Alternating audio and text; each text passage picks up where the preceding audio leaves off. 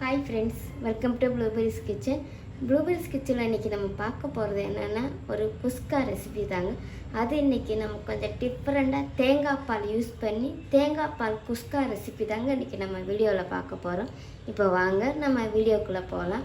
வீடியோக்குள்ளே போகிறதுக்கு முன்னாடி இப்போ தான் நீங்கள் ப்ளூபெரிஸ் கிச்சனை முதல் முறையாக பார்க்குறீங்கன்னா மறக்காமல் சப்ஸ்கிரைப் பண்ணிக்கோங்க. பக்கத்தில் இருக்கிற பெல் ஐக்கானையும் ப்ரெஸ் பண்ணிக்கோங்க. அப்படின்னா தான் நான் புதுசாக வீடியோ போட்டால் என்னோடய ரெசிபீஸ்லாம் நீங்கள் ஃபாலோ பண்ணலாம். இப்போ வாங்க நம்ம வீடியோக்குள்ளே போகலாம். இப்போ நமக்கு குக்கர் சூடு ஆயிடுச்சுங்க. இல்லை 2 டீஸ்பூன் அளவுக்கு எண்ணெய் ஊற்றிக்கலாம்.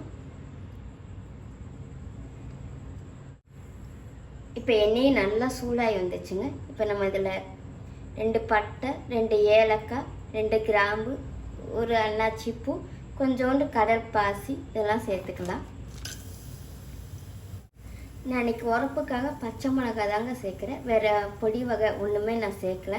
இப்போ அதனால் 3 பச்சை மிளகாய் இந்த மாதிரி நிகழமாக கட் பண்ணி வச்சுருக்கேன். இப்போ இந்த பச்சை மிளகாய் இது கூட நான் சேர்த்துக்கிறேன். மீடியம் சைஸில் ஒரு பெரிய வெங்காயம் கட் பண்ணி வச்சுருக்கேன். இதையும் நான் அது கூட சேர்த்துக்கிறேன்.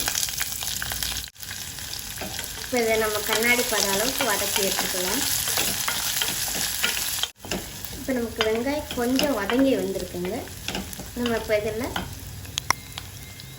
1 டீஸ்பூன் அளவுக்கு ஜிஞ்சர் கார்லிக் பேஸ்ட்டு, ஒரு கைப்பிடி அளவுக்கு மல்லி இலை, ஒரு கைப்பிடி அளவுக்கு புதினா, 1 டீஸ்பூன் அளவுக்கு தயிர் சேர்த்துக்கலாங்க. இப்போ இதை நல்லா வதக்கி எடுத்துக்கலாம் நம்ம.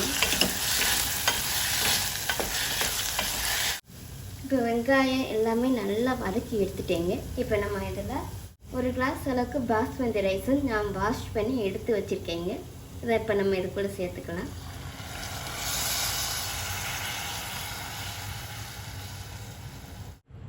இந்த கிளாஸ் அளவுக்கு தாங்க நான் பாஸ்மதி ரைஸ் எடுத்திருந்தேன். இந்த கிளாஸுக்கு 1 கிளாஸ் அளவுக்கு தேங்காய் பால், 1/2 கிளாஸ் அளவுக்கு தண்ணிங்க. மொத்தமாக 1.5 கிளாஸ் அளவு நான் தண்ணி சேர்த்துருக்கேங்க. தேங்காய் பாலும் தண்ணியும் சேர்த்து 1.5 கிளாஸ் இருக்குங்க. இப்போ நம்ம இந்த ரைஸுக்கு தேவையான அளவு உப்பு சேர்த்துக்கலாம். நான் வெங்காயம் வதக்கும்போது ஒன்றுமே உப்பு சேர்க்கலைங்க. நான் இப்போ இந்த ஸ்டேஜில் தான் நான் உப்பு சேர்க்குறேன். 1 டீஸ்பூன் அளவுக்கு கரம் மசாலா. இப்போ இதை நல்லா மிக்ஸ் பண்ணி கொடுத்துக்கலாங்க. நம்ம சாதாரணமாக நம்ம குஸ்கா பண்ணுற இடத்துல ஒரு தடவைனாலும் இந்த மாதிரி நீங்கள் தேங்காய் பாலில் குஸ்கா பண்ணி பாருங்களேன். டேஸ்ட்டு சூப்பராக இருக்குங்க. கொஞ்சம் டிஃப்ரெண்ட்டாகவும் நமக்கு இருக்கும் சாப்பிட்றதுக்கும். இப்போ இது ஒரு கொதி வரட்டுங்க. ஒரு கொதி வரவும் நம்ம உப்பு உரப்பு எல்லாமே செக் பண்ணிக்கலாம். பாருங்கள் ஃப்ரெண்ட்ஸ், நமக்கு இப்போ கொதி வர தொடங்குது. இப்போ இந்த ஸ்டேஜில் நம்ம உப்பு உரப்பு செக் பண்ணிக்கலாம்.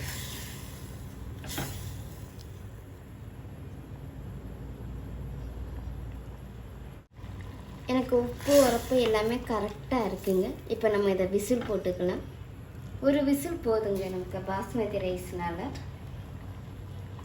விசில் போகிறதுக்கு முன்னாடி மீடியம் சைஸில் ஒரு தக்காளி இந்த மாதிரி கட் பண்ணி சேர்த்துக்கோங்க.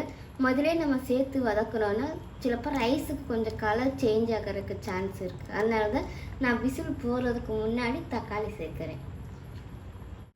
தக்காளி சேர்த்துட்டு ஒரு தடவை இந்த மாதிரி மிக்ஸ் பண்ணி கொடுத்துக்கோங்க. மிக்ஸ் பண்ணி கொடுத்துட்டு நம்ம விசில் போட்டுக்கலாம். கரெக்டாக நம்ம ஒரு விசில் வச்சு எடுத்துக்கலாங்க. பாருங்கள் ஃப்ரெண்ட்ஸ், நம்ம இப்போ ப்ரெஷர்லாம் போயிடுச்சு. இப்போ நம்ம இதை ஓப்பன் பண்ணிக்கலாம்.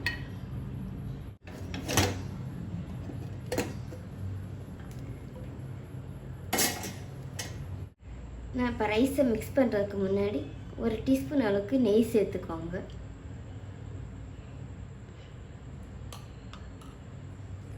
நெய் சேர்த்துட்டு லைட்டாக மிக்ஸ் பண்ணி கொடுத்துக்கோங்க.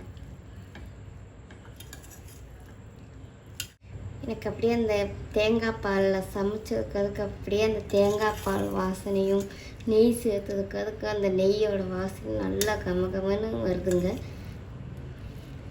சாதாரணமாக நம்ம குஸ்கா பண்ணுற இடத்துல ஒரு தடவைனாலும் இந்த மாதிரி கொஞ்சம் டிஃப்ரெண்ட்டாக நீங்கள் தேங்காய் பால் யூஸ் பண்ணி குஸ்கா பண்ணி சாப்பிடுங்களேன். டேஸ்ட்டு சூப்பராக இருக்குங்க. அவ்வளோதான் ஃப்ரெண்ட்ஸ், இப்போ நம்மளுடைய தேங்காய் பால் குஸ்கா ரெடி ஆயிடுச்சு. இந்த ரெசிபி உங்களுக்கு பிடிச்சிருக்குன்னு நினைக்கிறேன். பிடிச்சிருந்துச்சுன்னா மறக்காமல் ட்ரை பண்ணுங்கள். ட்ரை பண்ணி பார்த்துட்டு எப்படி இருந்துச்சுன்னு கமெண்ட் பண்ணுங்கள். அப்படியே ப்ளூபெர்ரிஸ் கிச்சனை சப்ஸ்கிரைபும் பண்ணிக்கோங்க. தேங்க்யூ.